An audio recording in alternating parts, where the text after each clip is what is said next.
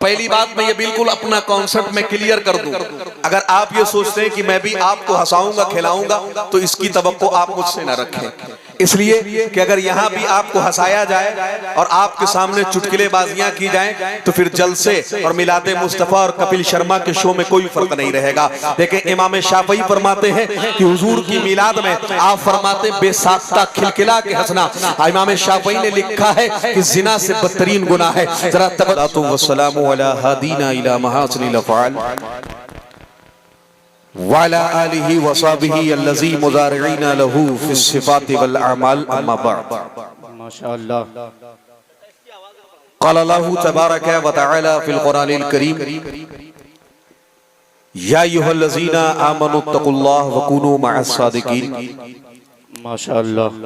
व क़ाल अल्लाहु तबारक व तआला फ़ी मक़ामिन आख़र व बिल वालिदैनि इहसाना। माशाअल्लाह। सदक़ल्लाहुल अज़ीम व सदक़ रसूलुहुन नबियुल करीम व नहनु अला ज़ालिका लमिनश शाहिदीन व शाकिरीन वल्हम्दुलिल्लाहि रब्बिल आलमीन। माशाअल्लाह। आइए हम और आप अव्वलन फर्स्ट ऑफ ऑल सबसे पहले मिल करके उस नबी की बारगाह में दुरूद शरीफ पढ़ेंगे जिनकी मौत से समंदर का तमव्वुज, जिनकी हरकत से कमरैन का तहर्रुक, जिनकी सांस से दो आलम का तनफ्फुस, जिनकी मुस्कुराहट से दो आलम का तबस्सुम, उस नबी हाशमी की बारगाह में हमें और आपको दुरूद शरीफ पढ़ना है जिनके बारे में हिंदुस्तान के एक बड़े मशहूर व मारूफ शायर मरहूम राहत इंदौरी कलम उठाते हैं तो लिखते हैं ज़मज़मो कौसरो तस्नीम नहीं लिख सकता, ज़मज़मो कौसरो तस्नीम नहीं लिख सकता, या नबी आपकी ताज़ीम नहीं लिख सकता, मैं अगर 7 समंदर भी निचोड़ूं राहत आपके नाम की एक मीम नहीं लिख सकता।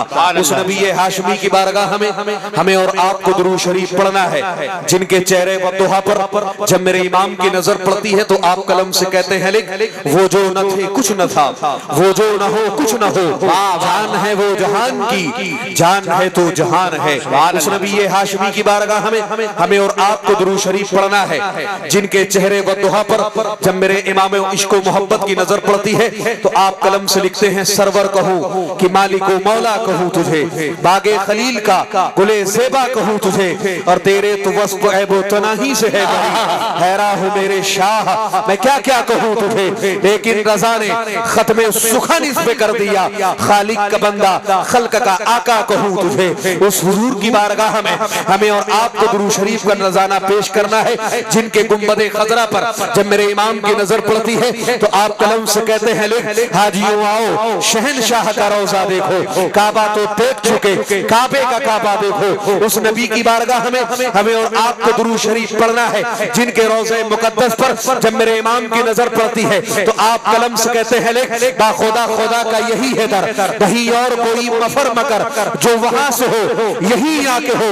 जो यहाँ नहीं वो वहां नहीं। जरा आप तवज्जो करें किस नबी की बारगाह में हमें और आपको दुरूद शरीफ पढ़ना है। एक मिसाल मैं आपको देता हूं और उसके बाद आगे बढ़ता हूं। देखें, आप चाहे दर्जिन पुरवा के रहने वाले मुसलमान हो या आप जिला बहराइच में किसी खित्ते में रहने वाले मुसलमान हो, आप देखें पूरे उत्तर प्रदेश में तकरीबन 70 से ज्यादा डिस्ट्रिक्ट हैं, पूरे हिंदुस्तान में तकरीबन 28 से ज्यादा स्टेट हैं, पूरी दुनिया में तकरीबन 200 से ज्यादा कंट्रीज हैं, 200 से ज्यादा मुल्क हैं। चाहे जिस मुल्क में रहने वाला मुसलमान हो, चाहे जिस इलाके में रहने वाला मुसलमान हो, वो चाहे हम और आप हो, जब हम नमाज पढ़ने के लिए खड़े होते हैं नियत यही करते हैं, मुतवज्जिहन इला जहतिल काबत शरीफा, यानी नियत में हम ये कहते हैं वो मेरा तरफ काबा शरीफ के। जरा एक सेकंड का आप वक्त निकालें, तवज्जो रखें। हम खाने काबा से एक छोटा सा सवाल करते हैं और उसका जवाब लेते हैं और उसके बाद आगे बढ़ते हैं कि ऐ खाने काबा तेरे हतीम को सलाम,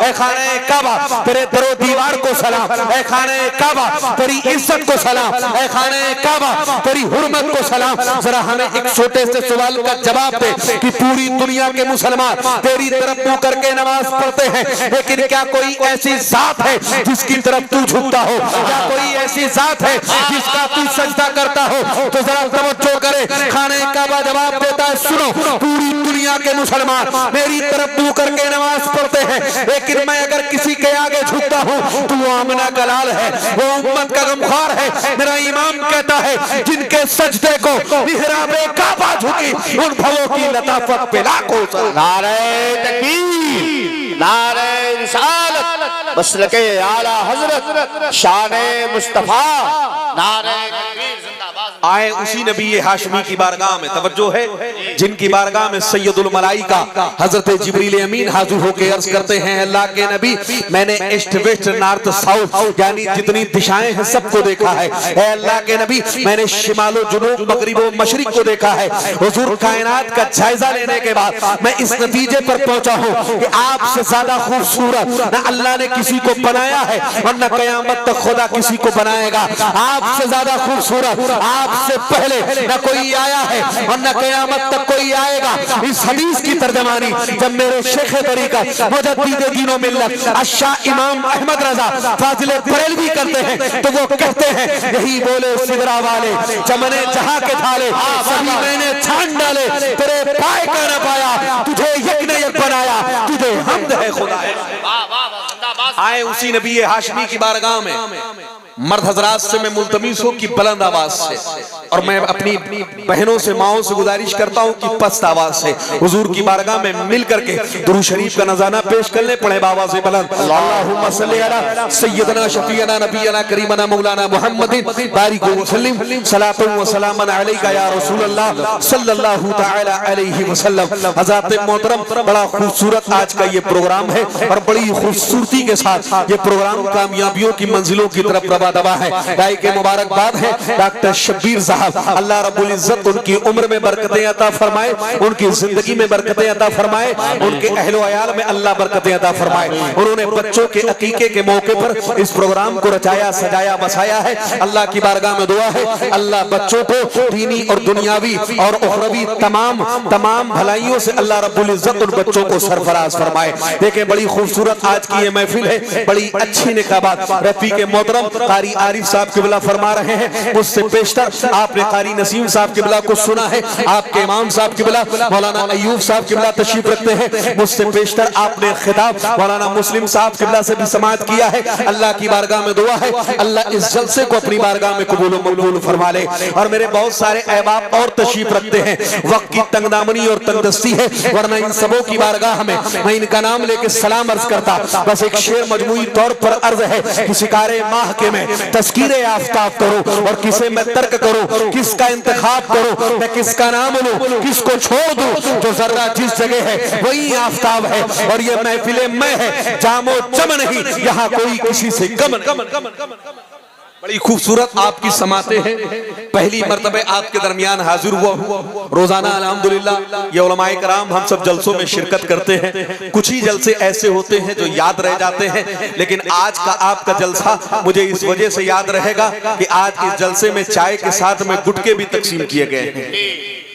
पहला ऐसा तरीका देखा हूं मैं, पहली ऐसी नौयत देखी है, इससे बचना चाहिए। समझ रहे हैं आप? हाँ बिल्कुल, अगर तकसीमी करना है तो उलमा को नजराने तकसीम कर दो, गुटखा खिलाओगे बेचारे सब के सब कैंसर के मरीज हो जाएंगे। समझ रहे हैं आप? बड़ी खूबसूरत आज की ये महफिल है, तवज्जो आप रखें, देखें गौर से मेरी गुफ्तगू को सुने। इंशाअल्लाह कुछ कीमती बातें मैं आपके गोश गुजार करके रुखसत हो जाऊंगा। तवज्जो रखें और इस अकीदे से आप यहाँ बैठे कि आप बैठे हैं, आप पर अल्लाह की तरफ से रहमतों का नुज़ूल हो रहा है। आप बैठे हैं, आपकी तरफ से अल्लाह की तरफ से आप पर अनवार व तजल्लियात की बरसात हो रही है। देखिए ये हुजूर का मीलाद है और इमाम हक मुहद्दिस देहलवी फरमाते हैं कि जहां एक मरतबे हुजूर का मीलाद मनाया जाता है, पूरा साल अल्लाह उस जगह से आजाब को उठा लेता है। आगे आप फरमाते हैं कि जहां पर एक मरतबे हुजूर का मीलाद मनाया जाता है, पूरा साल अल्लाह उस जगह पर अनवार व तजल्लियात की बरसात फरमाता है। आगे आप फरमाते हैं कि जहां एक मरतबे हुजूर का मीलाद मना लिया जाए, जितने लोग उस मीलाद में शरीक हो जाए, पूरा साल अल्लाह उनकी उम्र में और उनके रिस्क में बेपनाह बरकतें। तो इस अकीदे से आप बैठे। और पहली बात मैं ये बिल्कुल अपना कॉन्सेप्ट में क्लियर कर दूं, अगर आप ये सोचते हैं कि मैं भी आपको हंसाऊंगा खिलाऊंगा तो इसकी तवक्को आप मुझसे न रखें, इसलिए कि अगर यहाँ भी आपको हंसाया जाए और आपके सामने चुटकुलेबाजियां की जाएं तो फिर जलसे और मिलादे मुस्तफा और कपिल शर्मा के शो में कोई फर्क नहीं रहेगा। लेकिन इमाम शाफई फरमाते हैं कि हुजूर की मिलाद में आप फरमाते बेसाख्ता खिलखिला के हंसना, इमाम शाफई ने लिखा है कि जिना से बदतरीन गुनाह है। जरा तवज्जो करें, दिल को थाम करके बैठे, इसलिए कि यहाँ आप आए हैं अपनी आखिरत संवारने के लिए आए हैं। यहाँ भी अगर लतीफाबाजी में आपके सामने करूं तो जलसे का मकसद ही फौत हो जाएगा। इस अकीदे से आप बैठे कि इस जलसे को हुजूर गौसे आजम भी मुलाहिजा कर रहे हैं और अल्लाह के नबी आखिरुज़्ज़मा भी मुलाहिजा कर रहे हैं। इस अकीदे से आप बैठे कि हुजूर भी आपको देख रहे हैं और हुजूर गौसे आजम भी आपको देख रहे हैं। इस पर एक मिसाल मैं आपके सामने देता हूं और उसके बाद आगे बढ़ता हूं। चले आप बगदाद शरीफ की सरजमीन पे तवज्जो रखें, मेरी माँ और बहनें भी तवज्जो कर लें। बगदाद शरीफ की सरजमीन है, हुजूर गौसे आजम की एक मुरीदा है। जब हुजूर गौसे आजम बाहयात थे, आपका जमाने जाहिरी था, वो औरत हुजूर गौसे आजम से बैत हुई थी। एक मरतबे उसकी बेटी घर के दरवाजे पर खड़ी है, उस औरत के शौहर का इंतकाल हो चुका है। उसकी बेटी ने ये सुना है कि बाहर कोई निदा दे रहा है, बाहर कोई आवाज दे रहा है कि आज की रात में जो बगदाद का बादशाह है, जो बगदाद का अमीरो कबीर शख्स है, जो बगदाद का सरदार है, आज उसके महल पर हुजूर का मीलाद मनाया जाएगा। जब उसकी बेटी ने ये सुना है, बड़ी खुशी के साथ अपनी माँ के पास आई है और आने के बाद कहती है, माँ हमने ये ऐलान सुना है कि आज बादशाह के महल पर हुजूर का मीलाद मनाया जाएगा। माँ ने कहा बेटी हमें क्या करना चाहिए? तो बेटी ने कहा सुनो मेरी माँ, जिस नबी का मीलाद आज मनाया जाएगा हम भी उस नबी का कलमा पढ़ते हैं, हम भी उस नबी की उम्मत में हैं। मैं चाहती ये हूँ कि हम लोग नया लिबास पहने और नया लिबास पहन करके बादशाह के महल पर जाएं और जाकर के हुजूर का मीलाद सुने। जरा तवज्जो करें आप, जब दोनों चली है और बादशाह के महल पर पहुंची है तो महल पर जो बवाब होते हैं, जो सिक्योरिटी गार्ड होते हैं, जो सिपाही होते हैं, उन्होंने रोक दिया है। और रोकने के बाद सिपाहियों ने कहा कहाँ का इरादा है? तो दोनों ने एक समान होकर के कहा है हम बादशाह के महल पर हुजूर का मीलाद सुनने के लिए आए हैं। तो सिपाहियों ने कहा सुनो, यहाँ सिर्फ उन लोगों को आने की इजाजत है जिनको बादशाह ने दावतनामा दे के बुलाया हो, जिनको बादशाह ने इनविटेशन कार्ड दे के बुलाया हो। अगर दावतनामा है तो अंदर जाने की इजाजत है, अगर दावतनामा नहीं है तो तुम्हें अंदर जाने की इजाजत नहीं। तवज्जो है, वो जो भाई वहाँ सोफे पे विराजमान है, डिनर करके वहां बैठे हुए, वो भी तवज्जो कर लें, पैर आराम से रख करके नीचे रख के बैठ जाएं, हुजूर की मिलाद में बैठे हैं। आप मुझे देखें ना देखें, मैं आपको देख रहा हूं, इसलिए कि आप अकेली आंख से देखते हैं, मैं चश्मा लगा के देखता हूं। तवज्जो है, तवज्जो मेरी तरफ रखें, बड़ी कीमती बात है नौजवानों के लिए, इंशाल्लाह बड़ा कीमती पैगाम मैं देकर के जाऊंगा। तवज्जो है, कारी आरिफ साहब किबला तवज्जो करें। सिपाहियों ने कहा सुनो, अगर दावतनामा है तो अंदर जाओ, दावतनामा नहीं है तो अंदर जाने की इजाजत नहीं है। ऐलान तुमने सुन लिया और मुंह उठा करके चली आई। सुनो, यहाँ बड़े बड़े लोग आएंगे, बड़े बड़े रईस आएंगे, अपने वक्त के बड़े बड़े जमींदार आएंगे, अपने वक्त के बड़े बड़े ओहदेदार आएंगे। अगर दावतनामा है तो अंदर जाओ, दावतनामा नहीं है तो यहीं से वापस जाओ। दोनों ने कहा हमारे पास दावतनामा तो नहीं है, लेकिन क्या हमारे लिए ये काफी नहीं है कि जिस नबी का मीलाद आज बादशाह के महल पे मनाया जाएगा हम भी उस नबी का कलमा पढ़ते हैं, हम उस नबी की उम्मत में हैं, उस नबी को अपनी जान से ज्यादा प्यार करते हैं। तो सिपाहियों ने कहा सुनो, हमें ये हुक्म दिया गया है दावतनामा है तो अंदर जाएं, दावतनामा नहीं है तो बाहर जाएं। दोनों की आंख में आंसू है, बेटी कतारों कतार रोई है, उसकी आंख से आंसू निकले हैं। माँ ने जब अपनी बेटी के चेहरे को देखा है, माँ ने तसल्ली देते हुए कहा मेरी बेटी तुम्हें परेशान होने की जरूरत नहीं है, चलो हम यहाँ से वापस चलते हैं। इसलिए कि हुजूर का मीलाद सिर्फ इस बादशाह वक्त के महल तक महदूद नहीं है, जितने हुजूर इस बादशाह के नबी हैं उतने ही हुजूर हमारे नबी हैं। अगर इस बादशाह को हुजूर के मिलाद को मनाने का हक है तो हमें भी हुजूर के मिलाद को मनाने का हक है।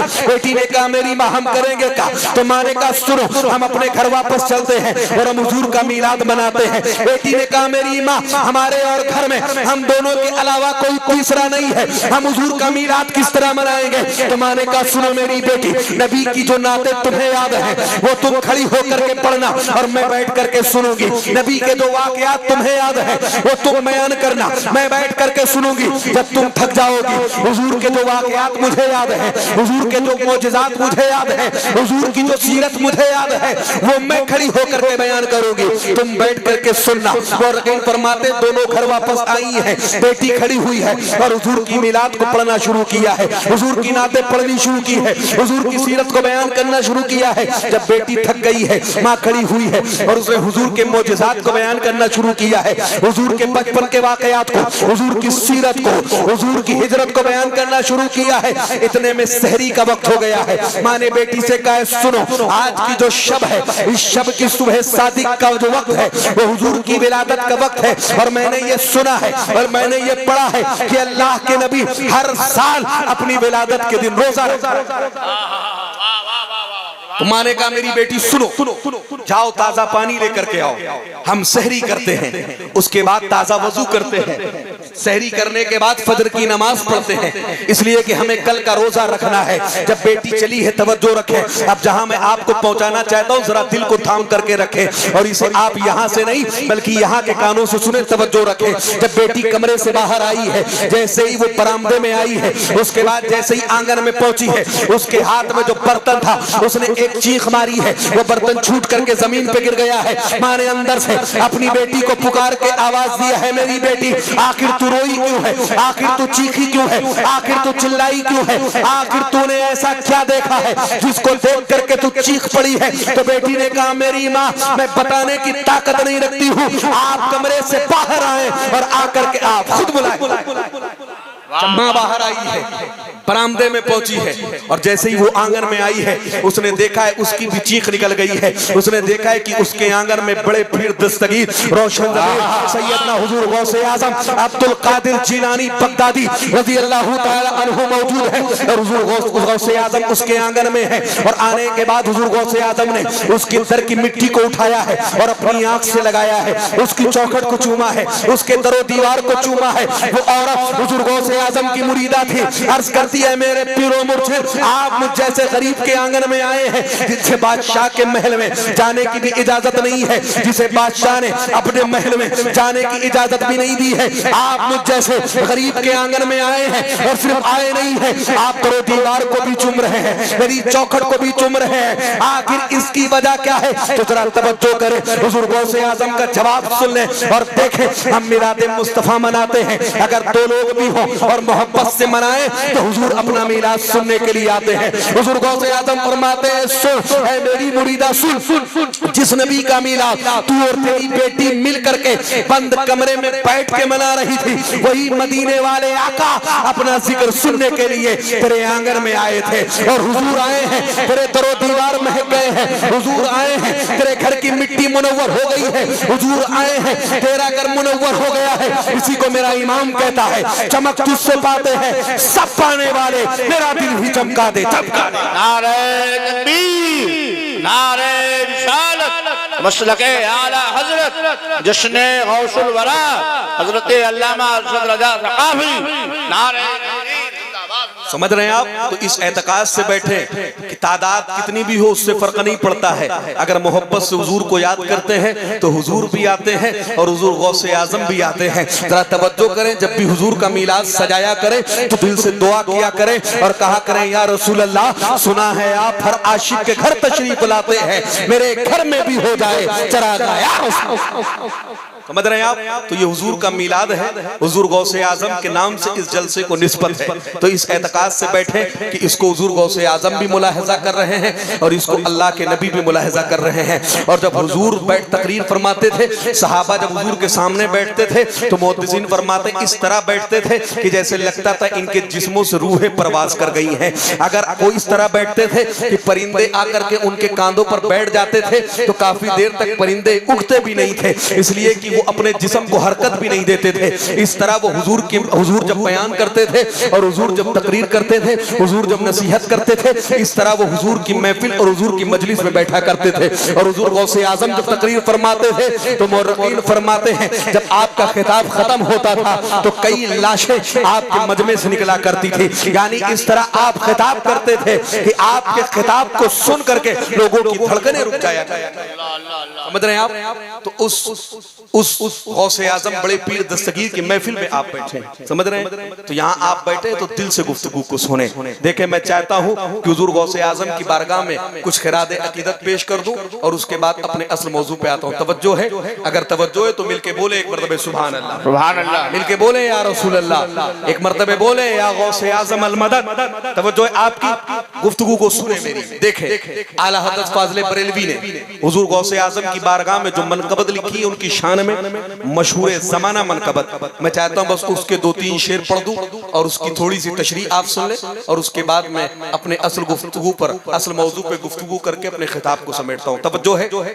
देखें कौन आला हजरत और कितनी मोहब्बत आप फरमाते हुजूर गौसे आजम से। 4 साल की उम्र में आला हजरत ने अपने वालिद मोहतरम से पूछा था, ऐ मेरे वालिद मोहतरम अब्बा जान ये बताएं कि बगदाद शरीफ किधर है? तो आपके वालिद मोहतरम ने कहा था बेटा सुनो, ये काबा है और उसके जस्ट बगल में मदीनतुल मुनव्वरा है और उसके बिल्कुल बगल में बगदाद शरीफ है। आला हजरत ने 4 साल की उम्र में पूछा था कि बगदाद किधर है। 4 साल की उम्र से लेकर के जब तक आप बाहयात रहे कभी आपने अपने पैर को बगदाद शरीफ की सरजमीन की तरफ नहीं फैलाया है, अपने कदमों को आपने बगदाद की तरफ नहीं किया है। जब बंदा इतना बाअदब होता है तब वो अहमद रजा बनता है और वो कहता है तेरी सरकार में लाता है रजा उसको शफी जो मेरा गौस है और लाडला बेटा। देखिए आला हज़रत फरमाते हैं, तवज्जो है, वाह क्या मर्तबा ए गौस है बाला तेरा, ऊंचे ऊंचों के सरों से कदम आला तेरा, सर भला क्या कोई जाने की है कैसा तेरा, औलिया मलते हैं आंखें वो है तलवा तेरा। आगे आप फरमाते हैं शुक्र के जोश में जो है वो तुझे क्या जाने, खिज़र के होश से पूछे कोई रुतबा तेरा। आपसे पूछा गया अहमद रजा हुजूर गौसे आजम का मर्तबा क्या है? तो आला हज़रत फरमाते हैं सुनो, हुजूर गौसे आजम का मर्तबा अगर समझना है, उनकी अजमत को अगर जानना है तो उस वली से ना पूछो जो शुक्र की मंजिल पर पहुंच गया। तवज्जो रखें, आप फरमाते हैं इसलिए कि शुक्र विलायत में उस मंजिल का नाम है। जब उस मंजिल पर कोई वली पहुंच जाता है तो वो अल्लाह की याद में इस तरह से खो जाता है कि ना उसे अपनी खबर रहती है ना बेगाने की खबर रहती है। वो अपने आप को भी भूल जाता है, वो दुनिया को भी भूल जाता है, अपने आसपास के हालात को भी भूल जाता है। आला हज़रत फरमाते सुनो, अगर गौसे आजम का मर्तबा पूछना है तो उस वली से ना पूछो जो शुक्र की मंजिल पर पहुंच गया। जब उसे अपनी खबर नहीं है तो वो गौसे आजम का मर्तबा क्या बयान करे गया? पूछा गया अहमद रजा हुजूर गौसे आजम का मर्तबा पूछे किसे? तो आला हज़रत फरमाते हैं सुनो, अगर गौसे आजम का मर्तबा पूछना है तो हजरत खिज़र अलैहिस्सलाम से पूछो। हजरत खिज़र से पूछा गया जरा आप बताएं गौसे आजम का मर्तबा क्या है? तो हजरत खिज़र अलैहिस्सलाम फरमाते हैं सुनो, उम्मत मुहम्मदिया में अब्दुल कादिर से पहले न उन जैसा वली पैदा हुआ है और न क़यामत तक पैदा होगा। इसीलिए आला हज़रत फरमाते हैं शुक्र के जोश में जो है वो तुझे क्या जाने, खिज़र के होश से पूछे कोई रुतबा। आगे आप फरमाते हैं क्या दबे जिस पे हिमायत का हो पंजा तेरा। एक मिसाल आप इस पर सुन ले और इस शेर को आप समझ जाएंगे। आपने नाम सुना होगा मुजाहिद आजादी और फातह बैतुल मुकद्दस और बैतुल मुकद्दस को आजाद करने वाले हजरत सलाहुद्दीन अय्यूबी। आपने नाम सुना है? ये नौजवान बैठे हैं, अभी इनसे फिल्म स्टारों के बारे में पूछ लिया जाए तो बिल्कुल तरतीब से गिनाते हुए नजर आएंगे। पूछ लिया जाए बताओ इन साल 2025 में कौन सी टीम IPL में चैंपियन बनी है, वो आपको गिनाते नजर आ जाएंगे। पूछ लिया जाए बताओ बॉलीवुड में कौन सी मूवी हिट हुई है, कौन सी फ्लॉप हुई है, वो बताते हुए नजर आ जाएंगे। पूछ लिया जाए बताओ शाहरुख खान कहाँ रहता है, बताते नजर आ जाएंगे। पूछ लिया जाए बताओ बॉलीवुड के हीरो कहाँ रहते हैं, कब पैदा हुए हैं, कहाँ मरे हैं, कहाँ उनका घर है, सब आपको गिनाते नजर आ जाएंगे। लेकिन अगर इनसे इस्लाम के बारे में पूछ लिया जाए तो खामोशी का मुजाहरा करेंगे। इसी को डॉक्टर इकबाल ने कहा था पुष्कन उड़ गए बाकी जो बचे बुदगर हैं उम्मती 22 है रुसवाई पैगंबर है, हर कोई मस्ती में ज़ोक़े तनासानी है, तुम मुसलमान हो ये अंदाज़े मुसलमानी है, हैदरी फक्र है नहीं दौलत उस्मानी है, तुमको असलाफ से क्या निस्बत रूहानी है। और आखिर में डॉक्टर इकबाल ने कहा था सुनो वो मुअज़्ज़ज़ है जमाने में मुसलमान होकर तुम खार हुए तारीके कुरान। सुभान अल्लाह बेशक। इस्लाम के मुजाहिदीन, इस्लाम के हीरो के बारे में पूछा जाए तो नहीं मालूम। सुने सलाहुद्दीन अय्यूबी कौन है? इन्होंने बैतुल मुक़द्दस को फतेह किया था। किसको? बैतुल मुक़द्दस को। फ़लस्तीन जानते हैं? बैतुल मुक़द्दस जो मुसलमानों का किबला अव्वल है, यानी पहले बैतुल मुक़द्दस की तरफ ही मुँह करके नमाज पढ़ी जाती थी। ये बाद में हुजूर की ख्वाहिश पर अल्लाह ने किबला को तब्दील किया और अब हम खाने काबा की तरफ मुँह को करके नमाज पढ़ते हैं। ये हज़रत सलाहुद्दीन अय्यूबी हैं। एक मिसाल आपको दे दूं, आप समझ जाएंगे, ज़हन में आ गई ये बात तो सुन लें कि हज़रत सलाहुद्दीन अय्यूबी कौन है। तवज्जो है और मेरे नौजवान भी तवज्जो कर लें। ये सलाहुद्दीन अय्यूबी है, जरा गौर कर लें। इनके जमाने में मुसलमानों का एक काफिला मिस्र से निकला था हज के लिए, और वो रास्ते में था। एक यहूदी कमांडर ने मुसलमानों के काफिले को रोका और रोकने के बाद उनको लूटा, उनको मारा, उनको परेशान किया और पूछा बताओ कहाँ जा रहे हो? तो मुसलमानों ने कहा सुनो हम अपने नबी के रोजे का दीदार करने जा रहे हैं। तो उस यहूदी ने मजाक में कहा था सुनो अईना मुहम्मदुकुम उदउ यंसुरुकुम। उसने कहा था सुनो तुम अपने नबी मोहम्मद के पास जा रहे हो, बुलाओ उनको वो तुम्हारी मदद करें, बुलाओ उनको वो तुम्हें छुड़ाएं। और यकीन फरमाते हैं जब ये बात हज़रत सलाहुद्दीन अय्यूबी तक पहुंची थी, उसने कसम खाई थी, उसने कहा था ऐ अल्लाह उस वक्त तक सलाहुद्दीन को मौत ना देना जब तक अपने हाथ से उस यहूदी की गर्दन को ना काट दूं। तवज्जो करें, ये सलाहुद्दीन अय्यूबी है। आखिर में एक वक्त आया है जब उस यहूदी को गिरफ्तार करके कमांडर को हजरत सलाहुद्दीन अय्यूबी के सामने लाया गया है। उसके साथ में जितने लोग थे सबको हजरत सलाहुद्दीन अय्यूबी ने माफ कर दिया है, कहा जाओ मैं तुम्हें माफ करता हूँ। लेकिन जब उसके सामने हजरत सलाहुद्दीन अय्यूबी पहुंचे हैं जिसने हुजूर का मजाक उड़ाया था और कहा था बुलाओ अपने नबी मोहम्मद को, वो तुम्हारी मदद करें, बुलाओ अपने नबी को, वो तुमको छुड़ाए, तो हजरत सलाहुद्दीन अय्यूबी ने उसकी आंख में आंख डाला और आपने कहा था सुन तूने ही ये कहा था ना कि बुलाओ अपने नबी को और तुम्हारी मदद करे, बुलाओ अपने नबी मोहम्मद को वो मुसलमानों की मदद करे। हजरत सलाहुद्दीन अय्यूबी ने कहा सुन तुझ जैसे कुत्ते से निपटने के लिए मेरे नबी को आने की जरूरत नहीं है, उनका अदना गुलाम सलाहुद्दीन काफी है। और आपने तलवार निकाली थी और उस यहूदी की गर्दन को काटते हुए आपने गोया अपनी जबान में कहा था सुन की मोहम्मद से वफा तूने तो हम तेरे हैं, ये चीज क्या है वो कलम तेरे हैं। गोया सलाहुद्दीन अय्यूबी ने कहा सुन जो जान मांगेगा तो जान देंगे, जो माल मांगेगा तो माल देंगे, मगर हमसे ना ये हो सकेगा भी नबी का जाहो जलाल। वाह नारे तकबीर, नारे रिसालत, मसलके आला हजरत जश्ने गौसुल वरा, नारे तकबीर, नारे रिसालत। वाह बहुत अच्छे। और ये कौन है हजरत सलाहुद्दीन अय्यूबी?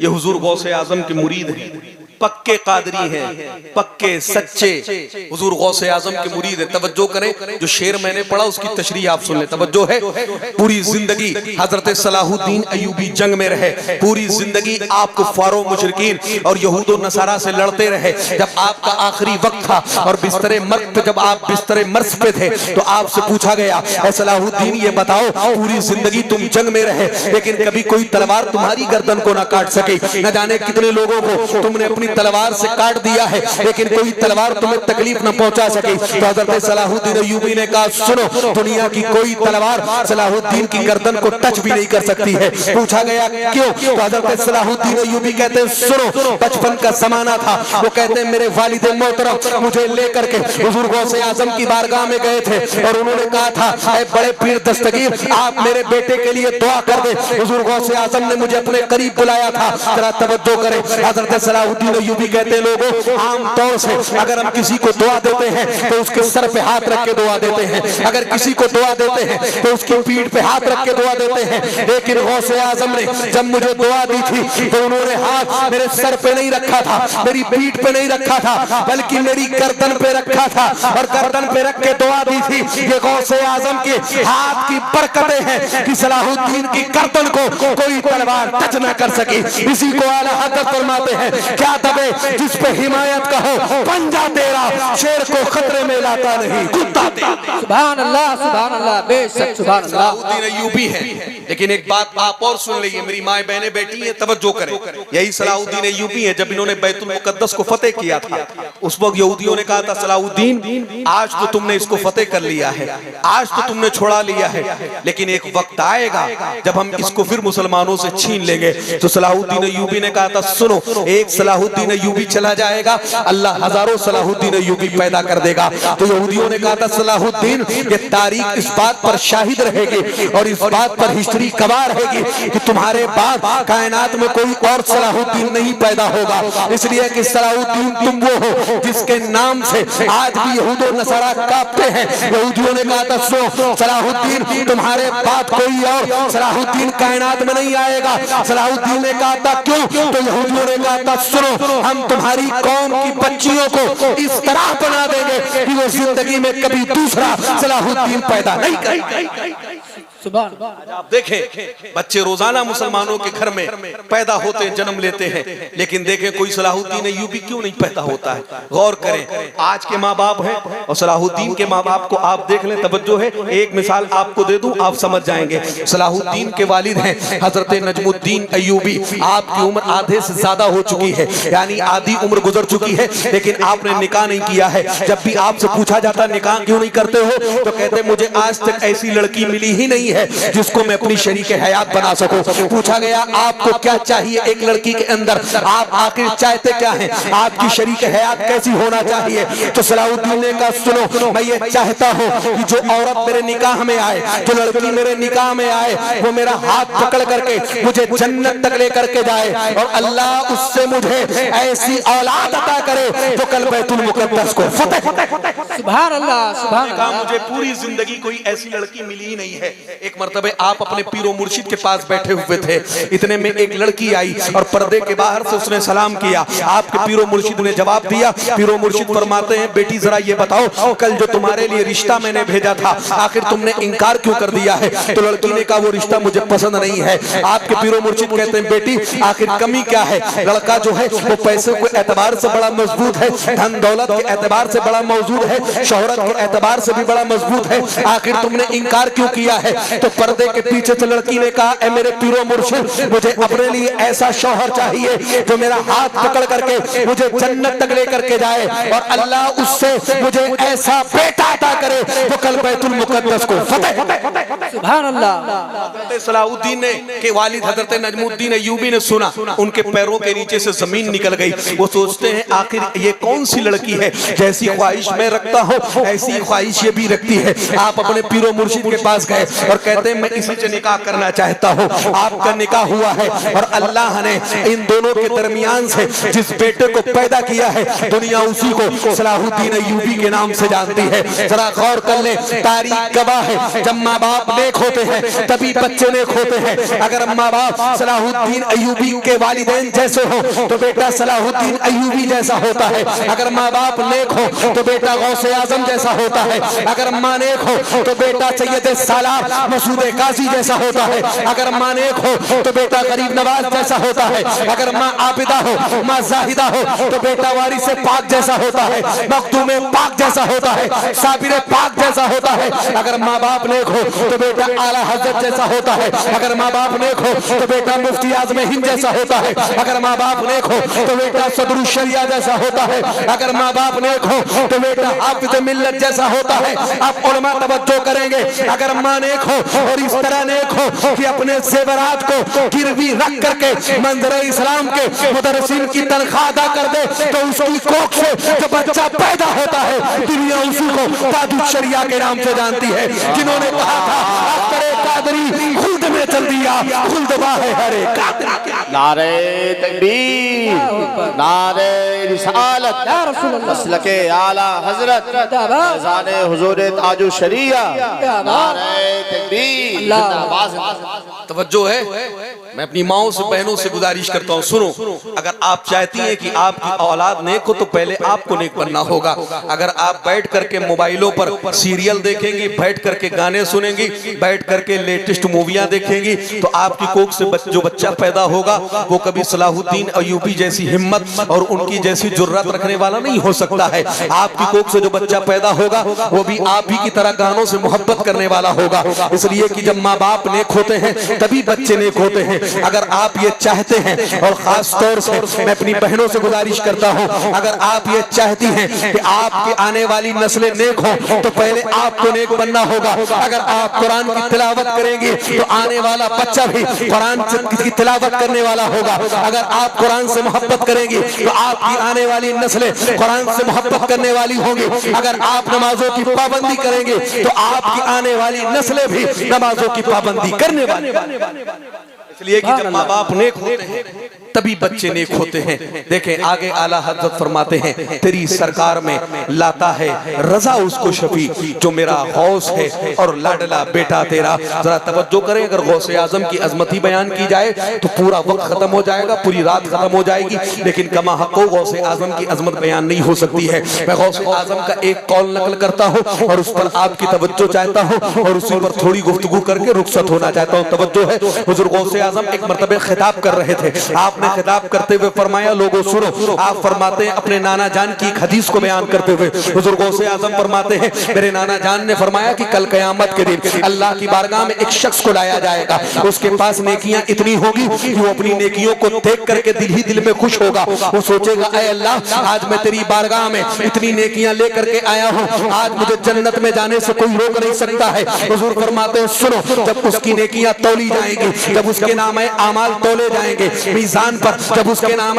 आमाल को वजन किया जाएगा तो उसके पास नेकियां बहुत होगी, नेकियों का पल्ला भारी होगा। जब नेकियों का पल्ला भारी होगा, फरिश्ते कागज का एक छोटा सा टुकड़ा निकाल करके उसके गुनाह के पल्ले में डालेंगे। अब उसके गुनाह का पल्ला भारी हो जाएगा। हुजूर फरमाते, वो बंदा अर्ज करेगा, ऐ अल्लाह रब्बुल इज्जत, मैं तेरी बारगाह में इतनी नेकियां लेकर के हाजिर हुआ था, लेकिन इस कागज के छोटे से टुकड़े में ऐसा क्या लिखा है जिसने मेरी जिंदगी की तमाम नेकियों को तबाह बर्बाद कर दिया है। तो जरा तवज्जो रखें। हुजूर गौसे आजम फरमाते हैं कि अल्लाह के नबी ने फरमाया, सुनो, हातिफ़े गैबी से आवाज आएगी, अल्लाह फरमाएगा, मेरे बंदे सुन, तूने दुनिया में इबादतें खूब की थी, तूने दुनिया में नेकियां खूब की थी, लेकिन एक मर्तबे तूने एक मर्तबे सिर्फ एक मर्तबे चीख करके अपने माँ बाप से बातें कर ली थी। वो तेरे माँ बाप से चीख करके बातें करना था कि उसने तेरी जिंदगी की तमाम नेकियों को तबाह बर्बाद कर दिया।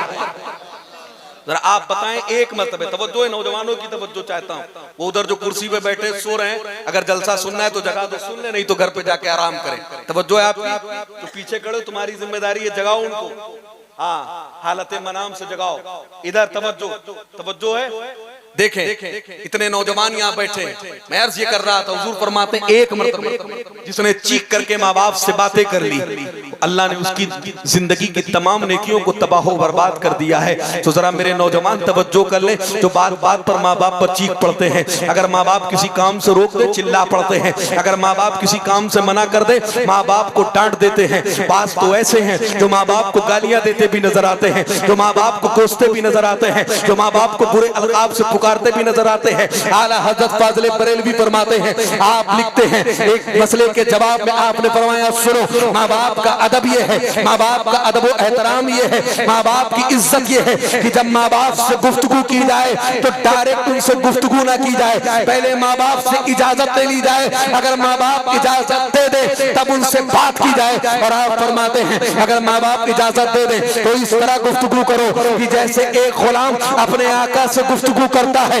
जैसे गुलाम की आवाज कभी आका की आवाज पर बुलंद नहीं होती है, ऐसे जब तुम अपने माँ बाप से गुफ्तगू करो तो उनकी आवाज पर अपनी आवाज को कभी बुलंद।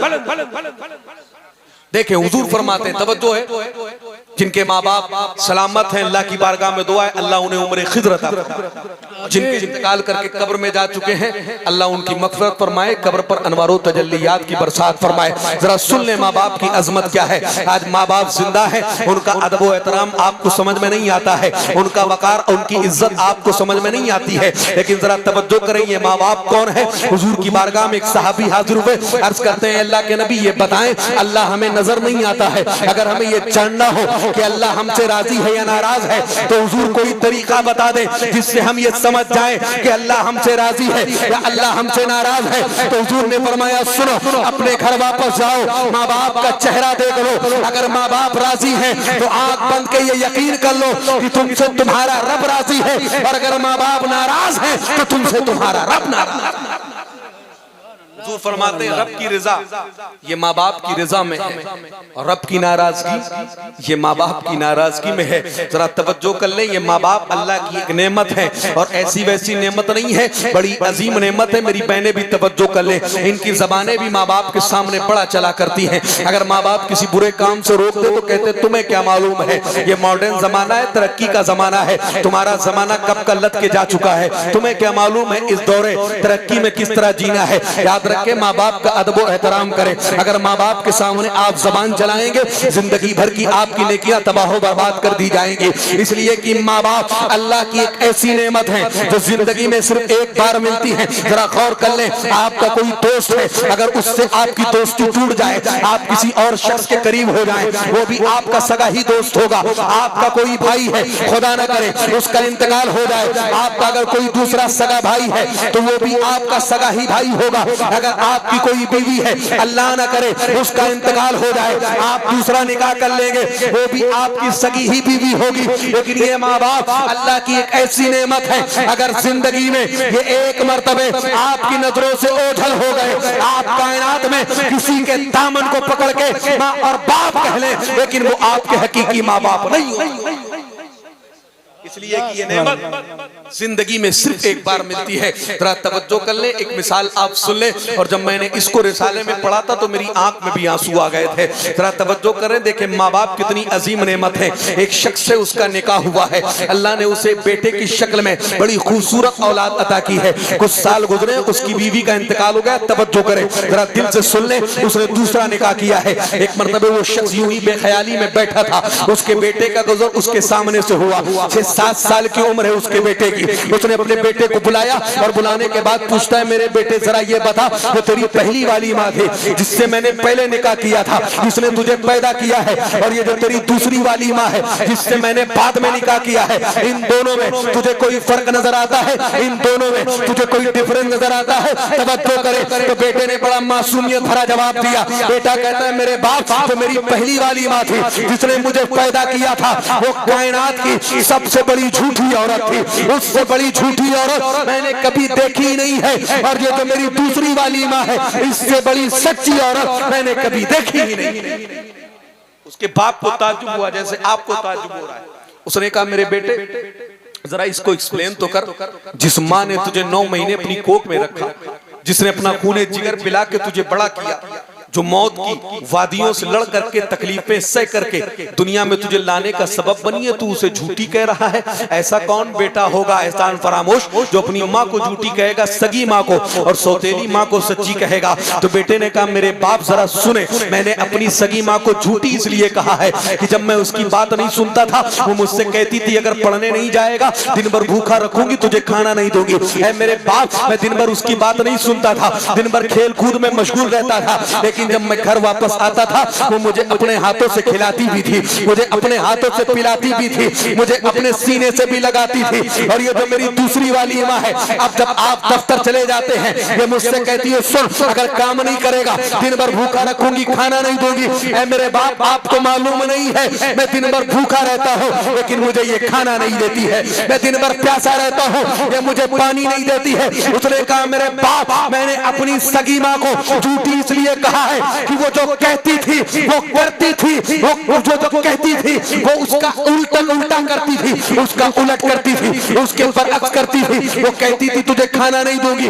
लेकिन वो मुझे खाना भी देती थी। वो कहती थी तुझे पानी नहीं दूंगी, वो मुझे पानी भी देती थी। ऐ मेरे बाप, उसे मैंने झूठी इसलिए कहा है कि वो जो कहती थी वो करती नहीं थी, और इसे मैंने सच्ची इसलिए कहा है कि ये जो कहती है वो करती है। ये मुझे दिन भर भूखा रखती है, कभी खाना नहीं देती है, मुझे दिन भर प्यासा रखती है, कभी पानी नहीं देती है। उसने कहा मेरे बाप, आपने मुझसे पूछा है कि दोनों माओं में फर्क क्या है, सुने, मैं कायनात में चाहे जिसके दामन को पकड़ लूं, लेकिन औलाद के लिए जो मोहब्बत सगी मां के सीने में होती है वो कायनात में किसी और के दिल में नहीं मिलती।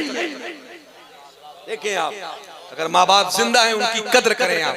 आज आप इमाम साहब के पास आते हैं, ये कारी आरिफ साहब किबला तशरीफ रखते हैं, उलमा तशरीफ रखते हैं, इनके पास आके आप यही कहते हैं, हम लोगों से मिलते हैं, हजरत दुआ फरमा दे। ये उलमाए कराम मौजूद है, बड़ी जिम्मेदारी से मैं अर्ज करता हूँ, अगर आपके लिए, हम लोग तो गुनहगार हैं, आपके लिए अगर कोई सैयदजादा भी दुआ करे, आपके लिए कोई गौस कुतुब अब्दाल औताद अपने वक्त का मुहद्दिस मुहक्किक मुफक्किर फकीह आपके अपने वक्त का मुजद्दिद दुआ करे, कितना नेक बंदा दुआ करे, कोई गारंटी नहीं है कि वो दुआ अल्लाह की बारगाह में कबूल हो या अल्लाह रद्द फरमा दे।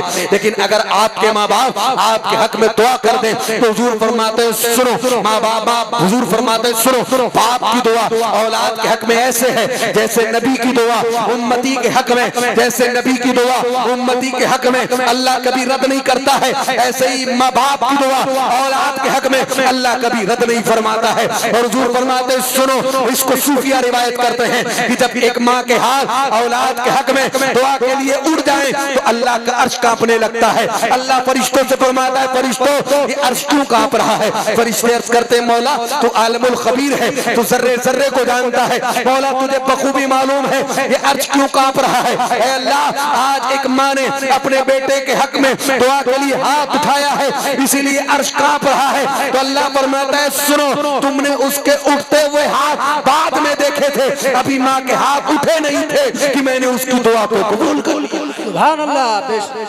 दुआ लेनी है तो पहले माँ बाप की दुआ ले, पीर साहब के पीछे बाद में भागे, हम लोगों के पीछे आप बाद में आए, हम लोग दुआ करें, कोई जमानत नहीं है कि वो दुआ कबूल हो या अल्लाह रद्द फरमा दे। लेकिन माँ बाप दुआ कर दे तो हुजूर जमानत देते हैं कि वो दुआ डायरेक्ट कबूल हो जाती है, अल्लाह कभी रद्द नहीं फरमाता है। और यहाँ तक हुजूर फरमाते हैं कि दुनिया के किसी कोने में कायनात के सारे मुत्तकी परहेजगार इकट्ठा हो गए, किसी शख्स के लिए हाथ उठा दे और कहें अल्लाह उस बंदे को बर्बाद कर दे, अल्लाह उस बंदे को तबाह कर दे, और हुजूर फरमाते तन्हा उसकी माँ घर में हाथ उठा ले और कहे ए अल्लाह मेरे बच्चे को आबाद रखना, मेरे बेटे को सलामत रखना। तो हुजूर फरमाते अगर माँ अपनी औलाद के हक में दुआ के लिए हाथ उठा दे तो कायनात के सारे मुत्तकी परहेजगार की बद्दुआओं को अल्लाह रद्द फरमा देता है, और तन्हा माँ की दुआ को औलाद के हक में अल्लाह कबूल फरमाता है। सुभान अल्लाह, सुभान अल्लाह। कोई जरूरी नहीं है कि आपका बाप पंज वक्ता मस्जिद में हाजिर रहने वाला हो तभी उसकी दुआ कबूल होगी, ऐसा नहीं। वो नमाज नहीं पढ़ता है,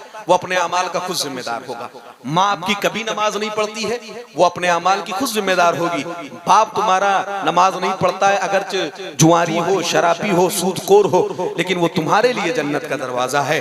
माँ तुम्हारी अगरचे नमाज नहीं पढ़ती है, लेकिन तुम्हारी जन्नत उसके कदमों के नीचे है। अगर वो हाथ उठा के दुआ कर दे तो अल्लाह उनकी इबादतों को नहीं देखेगा, उनके उठते हुए हाथ को देखेगा, और अल्लाह उनकी दुआओं को कबूल फरमाएगा।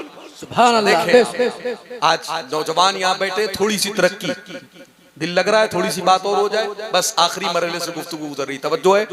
आज के ये नौजवान थोड़ी सी तरक्की जिंदगी में मिल जाए, थोड़ा सा दिल्ली मुंबई का चक्कर लगा के आ जाए, तो ये समझते हैं अब ये माँ बाप जो है अब हमें इनकी कोई जरूरत नहीं है। अब तो पैसे आ गए, शोहरत आ गई, जिंदगी में कामयाब हो गए, सेटल हो गए, अब माँ बाप अब इनकी कोई जरूरत नहीं है। जरा आप ये बताएं, आप कितना भी कामयाब हो जाएं, क्या आप किसी नबी के मकाम तक पहुंच सकते हैं? नहीं पहुंच सकते हैं। देखें जलीलुल कद्र नबी हैं अल्लाह के, हजरत मूसा अलैहिस्सलाम, अल्लाह से हम कलाम होने के लिए कोहे तूर पर जाते हैं। अल्लाह ने आपको कलीमुल्लाह का लक़ब अता किया है। एक मरतबे पहुंचे अल्लाह से हम कलाम होने के लिए, जब गए तो अल्लाह ने फरमाया मूसा आज जरा संभल के गुफ्तगू करना, आज जरा संभल के बातें करना। अर्ज करते हैं अल्लाह मैं इससे पहले भी तेरी बारगाह में कई मरतबे आया और तुझसे मैंने गुफ्तगू की, तुझसे मैं हक हम कलाम हुआ। अल्लाह तूने इससे पहले कभी ये नहीं फरमाया कि मूसा गुफ्तगू करना तो संभल के करना। आज तूने क्यों फरमाया है कि ऐ मूसा आज जब गुफ्तगू करना तो जरा संभल के करना। तो अल्लाह का जवाब सुने। अल्लाह फरमाता है मूसा इससे पहले जब तुम मुझसे हम कलाम होने के लिए आते थे, तुम घर से निकलते थे, तुम्हारी माँ के हाथ उड़ जाते थे और वो दुआ करती थी अल्लाह मेरे बेटे की तबीयत में थोड़ा सा जलाल है, अगर उसकी आवाज तेरी बारगाह में बुलंद हो जाए तो अल्लाह माफ कर देना, अल्लाह दरगुजर फरमा देना। अल्लाह ने फरमाया मूसा अब तुम्हारी माँ का इंतकाल हो गया है और कायनात में माँ जैसा तुम्हारे हक में दुआ करने वाला कोई मौजूद नहीं है, इसलिए कि माँ की दुआ को मैं कभी रद्द नहीं करता हूँ। अब माँ दुआ करने के लिए तुम्हारे हक में दुनिया में मौजूद नहीं है, इसलिए मूसा आज जब तुम मुझसे गुफ्तगू करना तो जरा संभल के करना। सुभान अल्लाह, सुभान अल्लाह। और करें आप मूसा अलैहिस्सलाम जैसे जलीलुल कद्र नबी को भी अगर किसी की दुआ की जरूरत है तो वो माँ है। देखे हुजूर हमारे और आपके नबी हम सब की जान आकाए दो जहां सल्लल्लाहु तआला अलैहि वसल्लम, किस चीज की कमी है हुजूर की बारगाह में? किसी चीज की कमी नहीं है। जितनी नेमतें थी सबसे अल्लाह ने हुजूर को सरफराज फरमा दिया। हुजूर खुद फरमाते अगर मैं चाहूं तो ये पहाड़ सोने के बन के मेरे साथ चले। लेकिन आप देखें फतेह मक्का का वाकया है, हुजूर ने जब कई हजार सहाबा को नमाज पढ़ाई है, हुजूर ने सलाम फेरा है, हुजूर फूट करके रोए हैं। इस तरह रोए हैं हजरत अबू बकर सिद्दीक रजी अल्लाह तआला अन्हु फरमाते हैं कि हुजूर के रोने की आवाज से हुजूर की जबान से नहीं, मुंह से नहीं, बल्कि दिल से आ रही थी, सीने से। सहाबा अर्ज करते हैं हुजूर आज रोने का दिन नहीं है हुजूर, आज तो मुस्कुराने का दिन है। हजारों की तादाद में लोग इस्लाम को कबूल कर चुके हैं, आखिर हुजूर आप रोए क्यों है? तो हुजूर फरमाते मेरे सहाबा सुनो, आज मुझे अपनी माँ आमना की याद आ गई है।